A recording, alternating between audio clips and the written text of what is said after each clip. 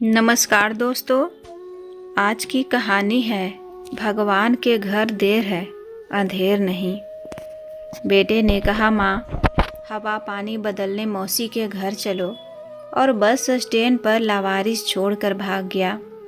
लेकिन उसे नहीं पता था कि उसकी माँ के आंसू सोशल मीडिया पर ऐसा तूफान लाएगी कि उसकी सरकारी कुर्सी भी हिल जाएगी। पढ़िए कलयुगी श्रवण कुमार की खौफनाक सच्चाई। क्या एक सरकारी नौकरी की कीमत माँ के दूध से ज़्यादा होती है? एक माँ का त्याग बड़ा था या पत्नी की जिद? देखिए कैसे एक 80 साल की बूढ़ी माँ ने पुलिस के सामने अपने ही बेटे को पहचानने से इनकार कर दिया और कहा, मेरा बेटा तो मर गया।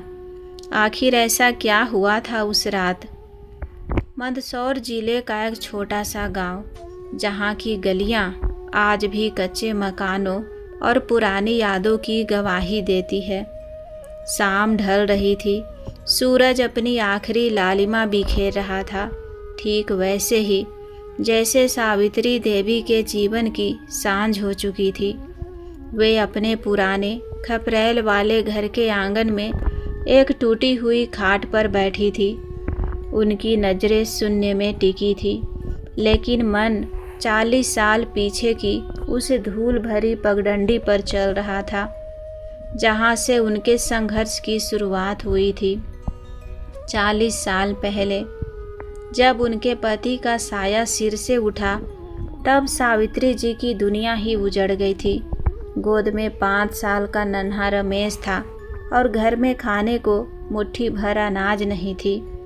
वे वो दिन याद करके आज भी सिहर उठती है, जब रिश्तेदारों ने मदद करने के बजाय ऐसे मुंह फेर लिया था जैसे विधवा औरत और उसका बच्चा कोई छूत की बीमारी हो। सावित्री देवी ने उस दिन अपनी आंखों के आंसू पोंछ लिए थे। उन्होंने ठान लिया था कि वे अपने बेटे को यतीम होने का एहसास नहीं होने देगी। गांव के बड़े जमींदारों के घरों में उन्होंने झाड़ू पोछा किया, जूठे बर्तन मांजे। जब इससे भी गुजारा नहीं हुआ तो मंदसौर की जानलेवा गर्मी में, जब लोग घरों से नहीं निकलते थे, सावित्री देवी खेतों में नंगे पांव सोयाबीन और लहसुन की कटाई करती थी। उनके हाथों में छाले पड़ जाते, एड़ियाँ फटकर खून देने लगती, लेकिन शाम को रमेश के मुंह में रोटी का निवाला जाते देख उनका सारा दर्द काफूर हो जाता। रमेश बड़ा हुआ। वह पढ़ाई में होशियार तो था, लेकिन सरकारी नौकरी का नशा उसके सिर चढ़कर बोल रहा था। एक शाम रमेश उदास होकर घर लौटा और बोला, माँ शहर में कोचिंग करनी है, सब लड़के जा रहे हैं। तभी बिजली विभाग में नौकरी मिलेगी, पर फीस बहुत ज़्यादा है। सावित्री देवी ने बेटे का उतरा हुआ चेहरा देखा। उस रात उन्होंने अपनी कलाई पर बंधी सोने की 2 पतली चूड़ियाँ देखी। ये उनके सुहाग की आखिरी निशानी थी, जिन्हें उन्होंने बुरे से बुरे वक्त में भी नहीं बेचा था। लेकिन बेटे के भविष्य के आगे यह मोह भी हार गया। अगली सुबह सावित्री देवी सुनार की दुकान पर खड़ी थी। कांपते हाथों से उन्होंने वो चूड़ियाँ उतार कर रख दी और बोली, बेटा तू बस पढ़ाई कर, पैसा मैं लाऊंगी। तू बड़ा साहब बनेगा तो ये चूड़ियाँ फिर आ जाएगी। सावित्री देवी का त्याग रंग लाया। वह दिन उनके जीवन का सबसे बड़ा त्यौहार था, जब डाकिया नियुक्ति पत्र लेकर आया। रमेश का चयन बिजली विभाग में लाइनमैन के पद पर हो गया था। सावित्री जी की खुशी का ठिकाना नहीं था। वह बूढ़ी माँ जो कल तक दूसरों के बर्तन मांजती थी, आज गर्व से सिर उठाकर चल रही थी। उन्होंने अपनी साड़ी के पल्लू में गुड़ बांधा और पूरे मोहल्ले में बांटने निकल पड़ी। सावित्री पड़ोसियों से बोली, देख लो, मेरा रमेश सरकारी नौकर बन गया है। अब मेरे बुढ़ापे के दुख कट गए। मेरा बेटा मेरी लाठी बन गया है। लोग बधाई दे रहे थे, पर सावित्री देवी की आंखों में भविष्य का एक सुनहरा सपना था। एक ऐसा घर जहां आराम हो, बेटे का प्यार हो और पोते पोतियों की किलकारियां हो। आंगन में बैठी सावित्री जी की आंखों से एक आंसू टपक कर उनके झुर्रियों वाले गाल पर आ गिरा। उन्हें उस वक्त जरा भी अंदाजा नहीं था कि जिस बेटे को उन्होंने अपने खून पसीने से सींचा है, जिस लाठी को उन्होंने इतना मजबूत किया है ताकि बुढ़ापे में सहारा मिल सके, वही लाठी एक दिन उन पर ही प्रहार करेगी। उन्हें नहीं पता था कि सरकारी नौकरी वाला बेटा सरकारी कागजों में तो दूसरों का हो जाएगा, लेकिन अपनी माँ का नहीं रहेगा। मंदसौर शहर का एक कंक्रीट का मकान गांव की खुली हवा और कच्चे मकान से निकलकर जब सावित्री देवी बेटे रमेश के साथ मंदसौर शहर के इस पक्के मकान में आई तो उन्हें लगा था कि जीवन अब सुखद होगा, लेकिन उन्हें क्या पता था कि शहर की दीवारों के साथ साथ उनके बेटे और बहू के दिल भी पक्के और कठोर हो जाएंगे। रमेश की शादी प्रिया से हुई थी। प्रिया आधुनिक ख्यालातों वाली शहर की पढ़ी लिखी लड़की थी। शादी के शुरुआती दिनों में तो सब कुछ ठीक लगा, लेकिन जैसे ही रमेश का ट्रांसफ़र गांव से शहर मंदसौर सिटी में हुआ, प्रिया के तेवर मौसम की तरह बदल गए। उसे अब घर में अपनी सास का होना पुराने फर्नीचर जैसा खटकने लगा था। दोपहर का समय था। प्रिया डाइनिंग टेबल पर बैठकर अपने मोबाइल में मग्न थी। उंगलियां स्क्रीन पर नाच रही थी और चेहरे पर एक बेफिक्र मुस्कान थी। सावित्री देवी, जो पिछले कुछ दिनों से घुटनों के दर्द से परेशान थी, धीरे धीरे चलकर रसोई के दरवाजे तक आई। उन्होंने बहुत संकोच और डरते हुए कहा, बहू, सुन रही हो? आज शाम को मेरी मौसी सास गांव से इलाज कराने आ रही है। उनकी तबीयत नासाज रहती है।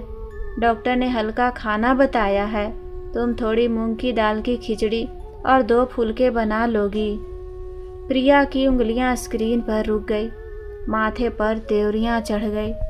उसने फ़ोन मेज पर पटका और तल्ख आवाज़ में बोली, उफ माँ जी, आपको चैन नहीं है क्या? अभी तो सुबह का काम निपटा कर बैठी हूँ। मैं इस घर की बहू हूँ या कोई बावर्ची? मेरे पास वक्त नहीं है आपके इन दूर के रिश्तेदारों की सेवा करने का। और वैसे भी आपके रिश्तेदार जब देखो तब मुंह उठाए चले आते हैं। यहाँ कोई धर्मशाला खुली है क्या? सावित्री देवी का दिल बैठ गया। उनकी बूढ़ी आंखों में पानी भर आया। उन्होंने खुद को संभालते हुए दबी हुई आवाज़ में याद दिलाया, बहू, मेहमान तो भगवान का रूप होते हैं। और तू यह क्यों भूल जाती है कि पिछले हफ्ते जब तेरे मायके से तेरे भाई और भाभी आए थे, तब तो तूने पूरे उत्साह से 56 भोग बनाए थे। उस दिन मेरी कमर में यह सहनीय दर्द था, फिर भी मैंने खड़े होकर रोटियां सेकी थी ताकि तेरे मायके वालों को कोई कमी ना हो। यह सुनना था कि प्रिया आग बबूला हो गई। उसे लगा जैसे उसकी दुखती रग पर हाथ रख दिया गया हो। वह कुर्सी से खड़ी हो गई और चिल्लाते हुए बोली, बस खबरदार, जो मेरे मायके वालों की तुलना अपने इन गंवाए रिश्तेदारों से की। वो मेरे अपने हैं, मेरा खून है, और आपकी बहन, वो तो बस बोझ है। सुन लीजिए कान खोलकर, अगर आपको अपनी बहन की इतनी ही खातिरदारी करनी है तो खुद जाइए और बनाइए। मुझसे 1 गिलास पानी की उम्मीद भी मत रखिएगा। प्रिया पैर पटकते हुए अपने कमरे में चली गई और जोर से दरवाज़ा बंद कर लिया। उस दिन सावित्री देवी, जिनका शरीर साथ नहीं दे रहा था, रसोई में अकेली खड़ी थी।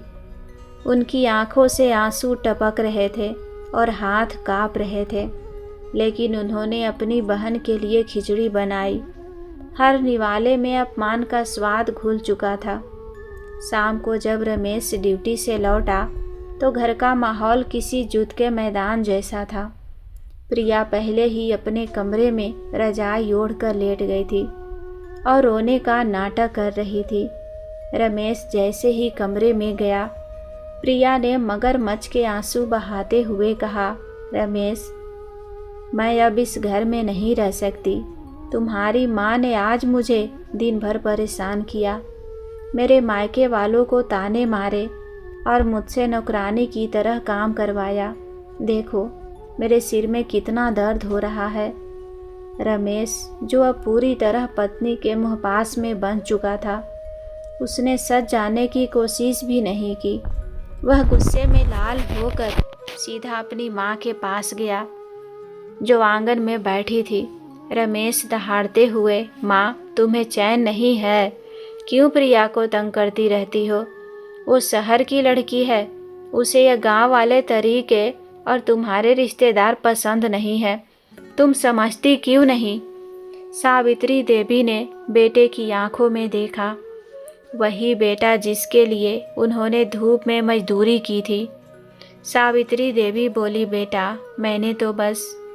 रमेश बात काटते हुए, बस करो माँ, मुझे कोई सफाई नहीं चाहिए। अगर इस घर में रहना है तो प्रिया के हिसाब से रहना होगा। तुम चुपचाप एक कोने में क्यों नहीं पड़ी रहती? क्यों हर बात में टांग अड़ाती हो? बेटे के मुंह से निकले शब्द, तुम चुपचाप एक कोने में क्यों नहीं रहती, सावित्री देवी के सीने में तीर की तरह चुभ गए। जिस बेटे को उन्होंने दुनिया के तानों से बचाकर साहब बनाया था, आज वही बेटा उन्हें अपने ही घर में फालतू सामान समझकर कोने में पड़े रहने की हिदायत दे रहा था। उस रात सावित्री देवी ने खाना नहीं खाया। उन्हें समझ आ गया था कि जिस छत को उन्होंने अपनी ममता से खड़ा किया था, अब वहाँ उनके लिए कोई जगह नहीं बची है। यह तो बस गृह कलेश का आरंभ है। अंत अभी बहुत भयावह होने वाला था। वक्त बीतता गया। सावित्री देवी अब 80 साल की हो चुकी थी।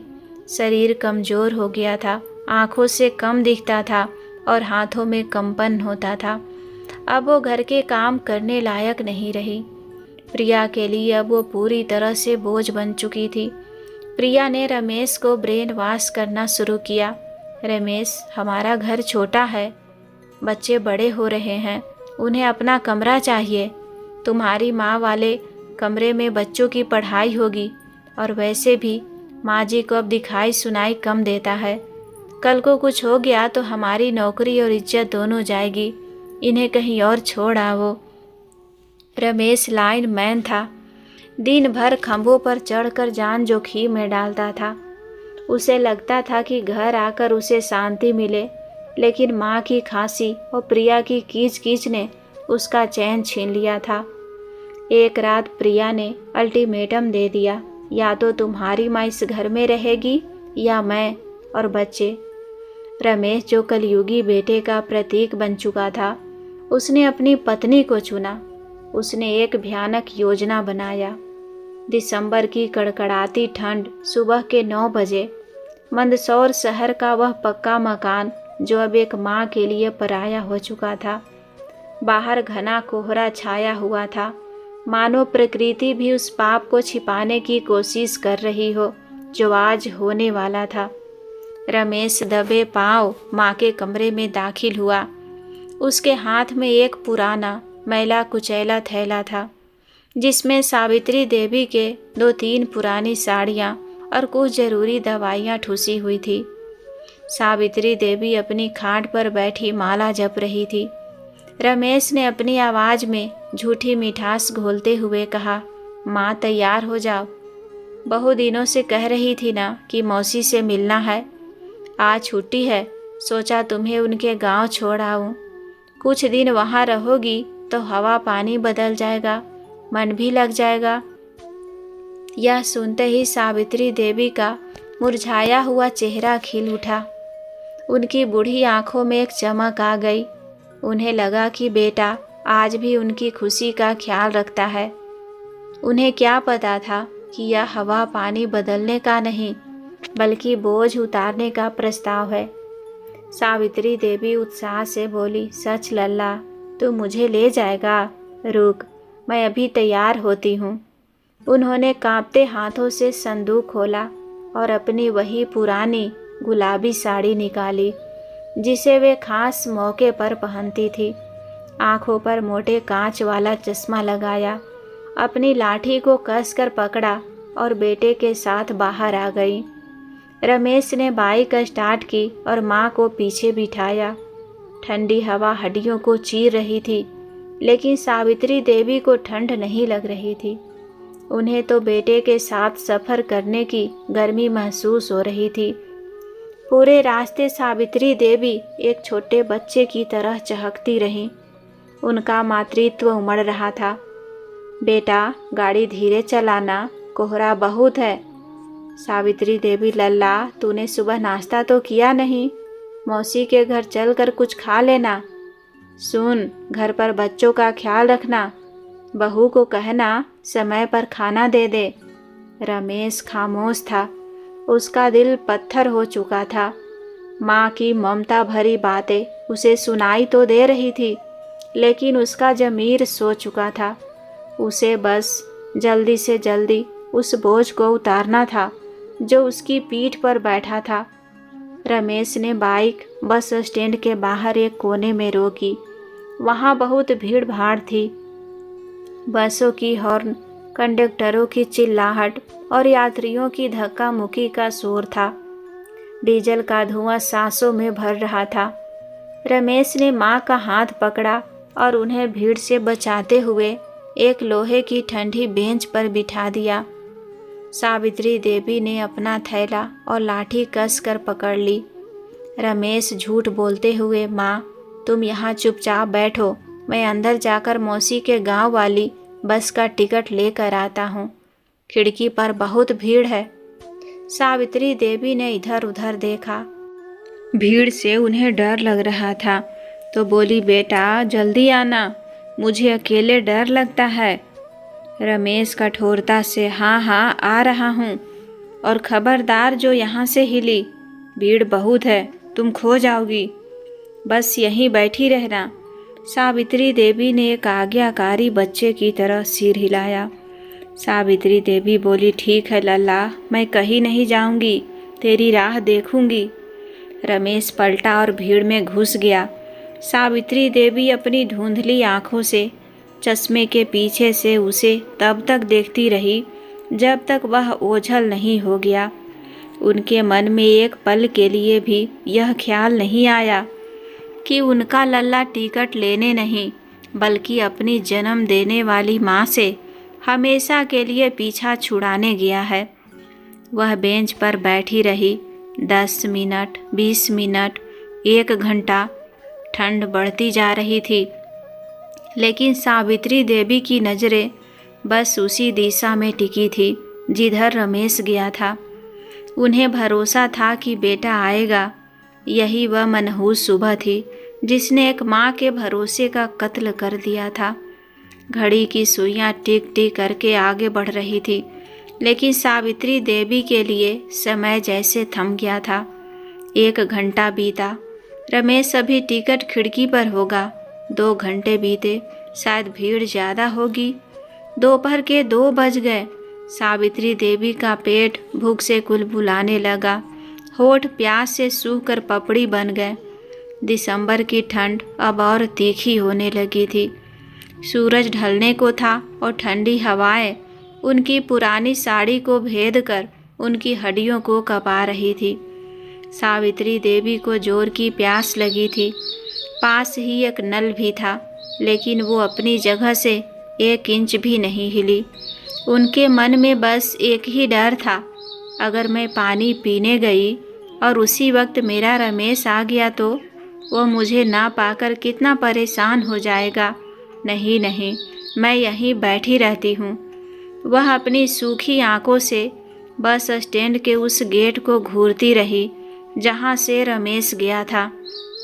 खुद को तसल्ली देती रही, मेरा बेटा आता ही होगा, सरकारी अफसर है, कोई काम आ गया होगा।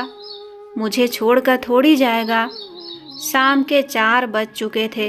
बस स्टैंड पर यात्रियों के कई जत्थे आए और चले गए। बसें आई, धूल उड़ाई और निकल गई, लेकिन रमेश का कहीं पता नहीं था। पास ही एक चाय की टपरी थी। वहाँ काम करने वाला एक युवक काफ़ी देर से उस बूढ़ी अम्मा को एक ही मुद्रा में बैठे देख रहा था। उसे दया आ गई। वह एक कुल्हड़ गरम चाय लेकर उनके पास आया। चाय वाला बोला, माँ जी, आप सुबह से यहाँ ठिठुर रही हैं, यह चाय पी लीजिए, शरीर में थोड़ी गर्मी आएगी। आप किसका इंतज़ार कर रही हैं इतनी देर से? सावित्री देवी ने चाय का कुल्हड़ कांपते हाथों में लिया। उसकी गर्माहट से उनकी हथेलियों को थोड़ा सुकून मिला। सावित्री देवी लड़खड़ाती आवाज़ में बोली, बेटा, मेरा लड़का रमेश टिकट लेने गया है। मौसी के गांव जाना है हमें, बस आता ही होगा। शायद लाइन बहुत लंबी है। चाय वाले ने बस स्टैंड की टिकट खिड़की की तरफ देखा। वहाँ तो सन्नाटा था। उसे शक हुआ तो बोला, माँ जी, खिड़की पर तो कोई भीड़ नहीं है। आपके पास उनका कोई नंबर है? लाइए, मैं कॉल कर देता हूँ। सावित्री देवी ने ना में सिर हिलाया और बोली, नंबर तो नहीं है बेटा, मुझे चलाना नहीं आता फ़ोन। लेकिन उनकी आवाज़ भर्रा गई। लेकिन वो मुझे छोड़कर कहीं नहीं जाएगा। मेरा बेटा लाइनमैन है, सरकारी नौकरी है उसकी, बहुत इज्जतदार आदमी है और मुझसे बहुत प्यार करता है।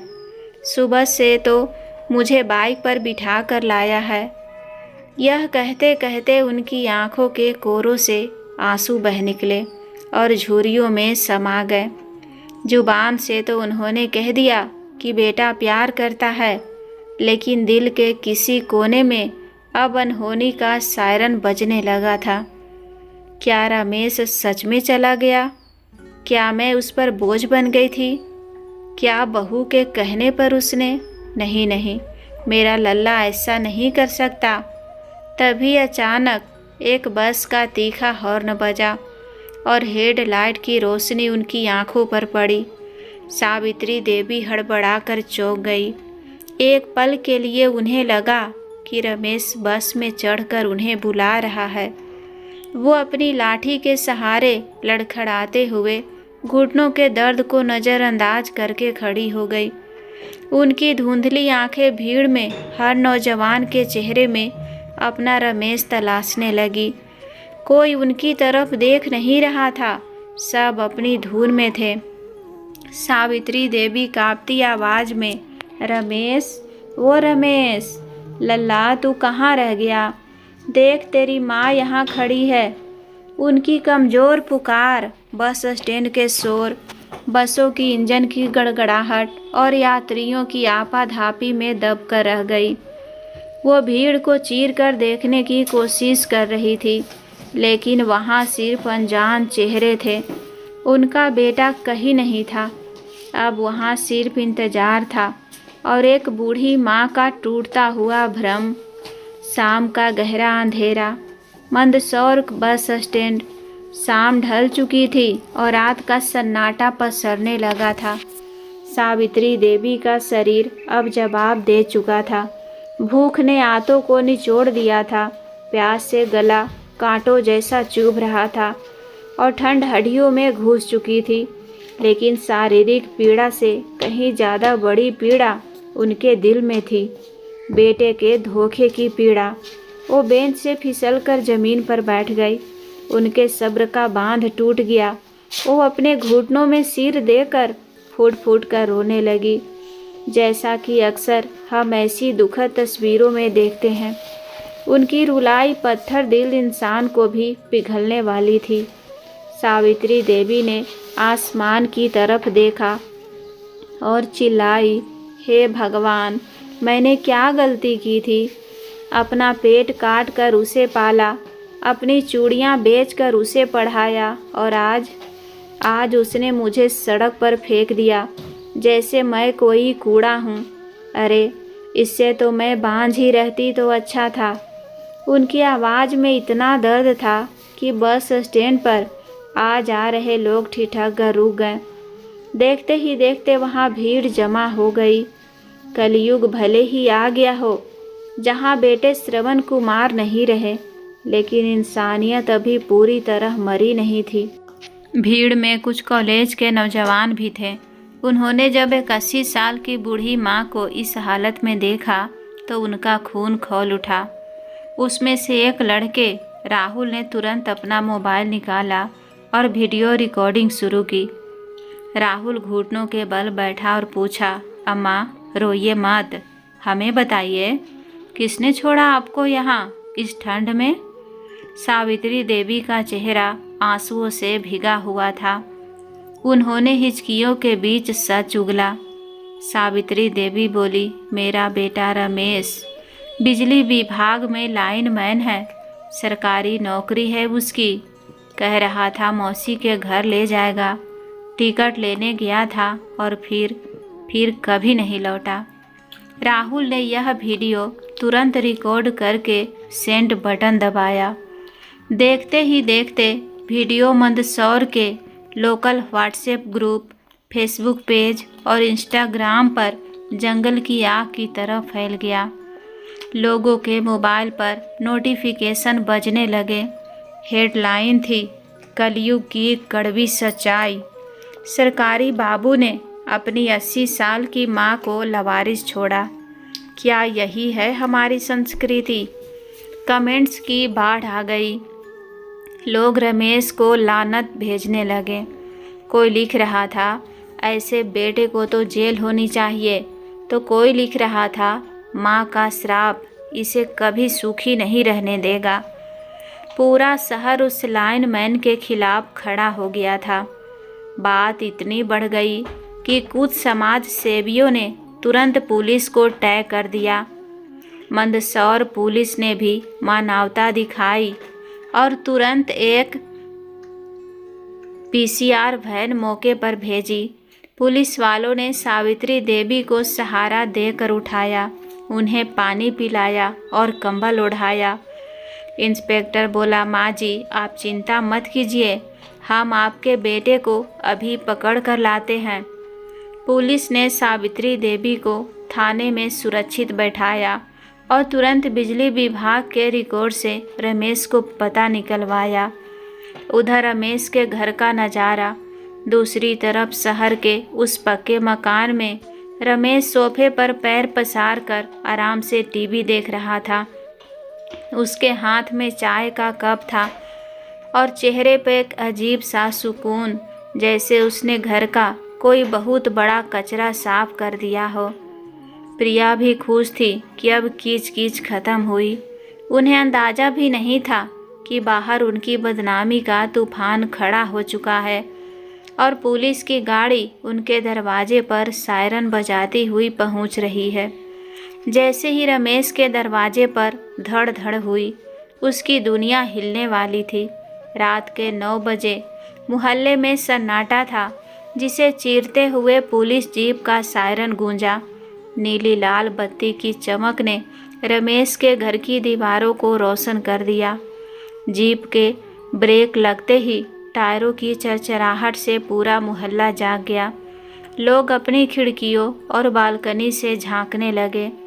रमेश, जो अभी भी टीवी देख रहा था, घबरा कर खड़ा हो गया। प्रिया का चेहरा डर से पीला पड़ गया। दरवाजे पर धड़ धड़ हुई। जैसे ही रमेश ने दरवाज़ा खोला, उसके होश फाख्ता हो गए। सामने इंस्पेक्टर अपनी रौबदार वर्दी में खड़े थे।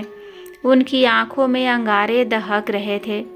उनके पीछे 2 कांस्टेबल थे और सबसे पीछे सावित्री देवी, वही माँ जिसे वह कुछ घंटे पहले कूड़े की तरह फेंक आया था, अब एक महिला कांस्टेबल के सहारे खड़ी थी। उनकी हालत देखकर पत्थर भी पिघल जाए। बिखरे बाल, सूजी हुई आंखें और ठंड से कांपता शरीर। हालांकि वो उसे नहीं देख सकता था, क्योंकि उसके आगे भी कई पुलिस मेंबर थे। वही रमेश के मुंह से नमस्ते निकलने ही वाला था कि थानेदार ने बिजली की फुर्ती से उसका कॉलर पकड़ लिया और उसे झकझोर दिया। थानेदार दहाड़ते हुए, रमेश कुमार, शर्म नहीं आती तुझे? डूब मरने के लिए चूल्हू भर पानी भी नहीं बचा तेरे घर में। जिस माँ ने अपनी उंगली पकड़कर तुझे चलना सिखाया, अपना पेट काट कर तुझे अफसर बनाया, उसे आज तू बस स्टैंड की ठिठुरती ठंड में लावारिस छोड़कर भाग गया। अरे, जानवर भी अपने बच्चों और बूढ़ों के साथ ऐसा नहीं करते जैसा तूने किया है। रमेश के पैरों तले जमीन खिसक गई, उसका गला सूख गया। पड़ोसियों को अपनी बालकनी और छतों से झांकते देख उसने अपनी इज्जत बचाने के लिए वही पुराना पैंतरा चला, झूठ का। रमेश हड़बड़ाते हुए, पसीना पोंछते हुए, सर, आप गलत समझ रहे हैं। मेरा हाथ छोड़िए सर, मैं तो माँ को ढूंढ ही रहा था। वो बस स्टैंड पर खो गई थी। भीड़ बहुत थी सर, मेरा हाथ छूट गया। मैं तो अभी पुलिस स्टेशन आने ही वाला था रिपोर्ट लिखाने के लिए। थानेदार ने एक व्यंग्यात्मक हंसी हंसी। उन्होंने अपनी जेब से अपना मोबाइल निकाला और स्क्रीन रमेश की आंखों के ठीक सामने कर दिया। स्क्रीन पर वह वायरल वीडियो चल रहा था जिसमें सावित्री देवी रो रो कर बता रही थी कि कैसे उनका बेटा उन्हें छोड़कर गया। थानेदार कड़वाहट के साथ ढूंढ रहा था या घर में बैठकर एसी की हवा खा रहा था। ये देख, पूरा शहर थूक रहा है तेरे ऊपर। और सुन, तूने सोचा कि पुलिस बेवकूफ़ है। बस स्टैंड के सीसीटीवी फुटेज निकलवा लिए हैं हमने। साफ दिख रहा है कि तू अपनी माँ को बेंच पर बिठाकर पीछे मुड़कर देखे बिना कैसे चोरों की तरह भागा है। थानेदार ने मोबाइल जेब में रखा और रमेश को धक्का दिया। अगर ये वीडियो वायरल ना होता तो आज रात तेरी माँ ठंड से मर जाती और तुझे खबर भी ना होती। लानत है तेरी पढ़ाई लिखाई पर। अब तक रमेश के घर के बाहर पूरा मोहल्ला जमा हो चुका था। ये वही पड़ोसी थे जो कल तक रमेश को रमेश बाबू और लाइनमैन साहब कहकर सलाम ठोकते थे, लेकिन आज उनकी नज़रों में सम्मान नहीं, सिर्फ घृणा थी। भीड़ में फुसफुसाहट अब शोर में बदल चुकी थी। शर्मा आंटी बोली, छी, राम राम, कैसा कपूत बेटा है। हमने तो इसे देवता समझा था, ये तो जल्लाद निकला। गुप्ता जी, अरे, माँ को सड़क पर छोड़ आया। इससे अच्छा तो भगवान इसे औलाद ही ना देता। थू है ऐसी तरक्की पर। एक बुजुर्ग बोला, देख लो भाइयों, यही है कलयुग। माँ ने इसे पालने के लिए बर्तन मांजे और इसने माँ को भीख मांगने के लिए छोड़ दिया। हर एक ताना रमेश के कानों में पिघले हुए शीशे की तरह उतर रहा था। उसका सामाजिक कद एक पल में ध्वस्त हो चुका था। घर के अंदर खिड़की के पर्दे के पीछे छिपी प्रिया की हालत खराब थी। उसके हाथ पांव ठंडे पड़ चुके थे। वह जो कल तक अपनी सास को घर से निकालने के लिए तांडव कर रही थी, आज बाहर निकलने की हिम्मत नहीं जुटा पा रही थी। उसे अपनी गलती का एहसास नहीं था, बल्कि बदनामी का डर था। हाय राम, अब मैं किटी पार्टी में क्या मुंह दिखाऊंगी? अगर रमेश की सरकारी नौकरी चली गई तो हम क्या करेंगे? मोहल्ले की औरतें मुझे डायन कहेगी। प्रिया को समझ आ चुका था कि सास को घर से निकालकर उसने आज़ादी नहीं बल्कि बर्बादी का न्योता दिया है। बाहर समाज उसकी इज्जत की धज्जियां उड़ा रहा था और अंदर उसका अहंकार दम तोड़ रहा था। पुलिस की जीप के नीली लाल रोशनी में रमेश का आलीशान घर चमक रहा था, लेकिन उस घर की नींव आज हिल चुकी थी। वही इंस्पेक्टर ने सावित्री देवी को सहारा देकर घर के दरवाजे तक ले आए। रमेश ने जब पुलिस के साथ माँ को वापस आते देखा तो उसके मन में एक स्वार्थी उम्मीद जागी। उसने सोचा चलो मुसीबत टली, माँ वापस आ गई है, पुलिस अब कुछ नहीं करेगी, 2-4 दिन पैर दबा दूंगा, बुढ़िया मान जाएगी और मामला रफा दफा हो जाएगा। रमेश दौड़कर आगे आया और ठीक दरवाजे की चौखट पर सावित्री देवी के पैरों में गिर पड़ा। उसने रोने का नाटक शुरू कर दिया ताकि पुलिस और पड़ोसियों को दिखा सके कि वह कितना शर्मिंदा है। रमेश गिड़गिड़ाते हुए, माँ मुझे माफ़ कर दो, मुझसे बहुत बड़ी गलती हो गई, मैं भटक गया था, चलो अंदर चलो, अब तुम्हें कभी कोई शिकायत नहीं होगी, मैं और प्रिया तुम्हारी बहुत सेवा करेंगे। वह माँ के पैर पकड़ने की कोशिश कर रहा था, लेकिन आज सावित्री देवी का स्पर्श बदल चुका था। सावित्री देवी ने धीरे से लेकिन दृढ़ता के साथ अपना पैर पीछे खींच लिया। यह वो पहला इशारा था कि अब रिश्ते की डोर टूट चुकी है। उन्होंने नीचे झुककर बेटे को नहीं उठाया जैसा वह बचपन में गिरने पर करती थी। आज उनकी बूढ़ी आंखों में ना गुस्सा था, ना शिकायत और ना ही वो पुरानी ममता। वहाँ सिर्फ एक गहरा और डरावना शून्य था। सावित्री देवी ने अपनी नज़रें उठाई, पहले उस मकान को देखा जिसे बनाने के लिए उन्होंने अपनी जवानी खेतों में गला दी थी। फिर उस बेटे को देखा जिसे पढ़ाने के लिए उन्होंने अपना पेट काटा था, और अंत में उस बहू प्रिया के बंद दरवाजे को देखा जो बाहर निकलने की हिम्मत भी नहीं जुटा पा रही थी। माहौल में सन्नाटा था, सिर्फ रमेश की सिसकियां सुनाई दे रही थी। तभी सावित्री देवी की कांपती लेकिन चट्टान जैसी भारी आवाज़ गूंजी, इंस्पेक्टर साहब रुकिए। थानेदार और सिपाही रुक गए। रमेश ने उम्मीद भरी नज़रों से माँ को देखा। सावित्री देवी बोली, साहब आप मुझे यहाँ क्यों लाए हैं? जो बेटा अपनी जन्म देने वाली माँ को जीते जी मार सकता है, उसे बस स्टैंड पर लावारिस छोड़ सकता है, उसके साथ मैं अब एक पल भी नहीं रह सकती। उन्होंने घर की तरफ उंगली उठाई और कहा, यह ईंट पत्थर का मकान अब मेरे लिए घर नहीं, शमशान है। अगर मैं यहाँ रही तो यहाँ का हर कोना, हर दीवार मुझे याद दिलाएगी कि मेरे बेटे ने मुझे त्याग दिया था। मैं यहाँ घूट घूट कर मरना नहीं चाहती। मुझे किसी वृद्धा आश्रम छोड़ दीजिए, कम से कम वहाँ बेगानों के बीच रहूँगी तो कोई झूठा प्यार और दिखावा तो नहीं करेगा। यह सुनकर रमेश सन्न रह गया। उसे माँ के जाने का दुख नहीं था, उसे अपनी बदनामी का डर था। वह फिर से चिल्लाया, माँ ऐसा मत करो, लोग क्या कहेंगे? मेरी सरकारी नौकरी चली जाएगी, समाज में मुंह दिखाने लायक नहीं रहूँगा। सावित्री देवी ने अपनी लाठी को जमीन पर टिकाया और बेटे की आंखों में आंखें डालकर वो बात कही जिसने वहाँ खड़े हर इंसान की रूह को झकझोर दिया।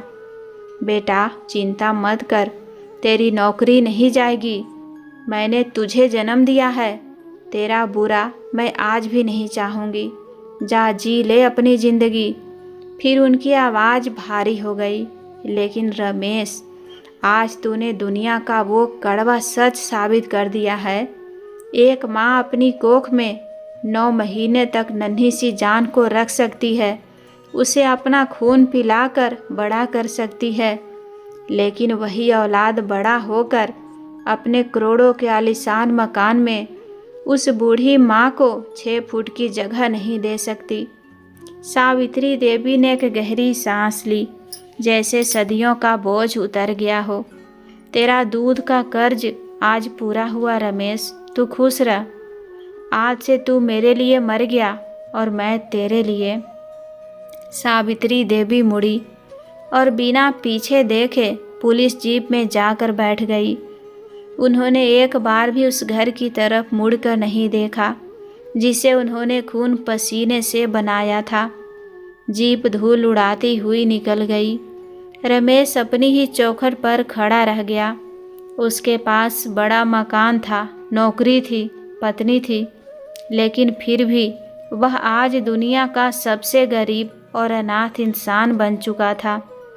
माँ अपनी नैतिकता और स्वाभिमान के साथ जीत गई थी, लेकिन बेटा सब कुछ पाकर भी हमेशा के लिए हार गया था। यह कहानी एक सबक है कि जब हम बुजुर्गों को घर से निकालते हैं तो हम सिर्फ एक इंसान को नहीं बल्कि अपने घर की बरकत और छत को निकाल देते हैं। दोस्तों, आप लोग यह कहानी कहाँ कहाँ से देख रहे हैं? अपने जगह का नाम कमेंट बॉक्स में ज़रूर लिखें। कहानी अच्छी लगी हो तो वीडियो को लाइक करें, शेयर करें और हमारे चैनल पर पहली बार आए हैं तो सब्सक्राइब करके बेल आइकन घंटी दबा लें ताकि मेरे आने वाली हर कहानी सबसे पहले आपके पास पहुँचे। कहानी को पूरा देखने और सुनने के लिए धन्यवाद।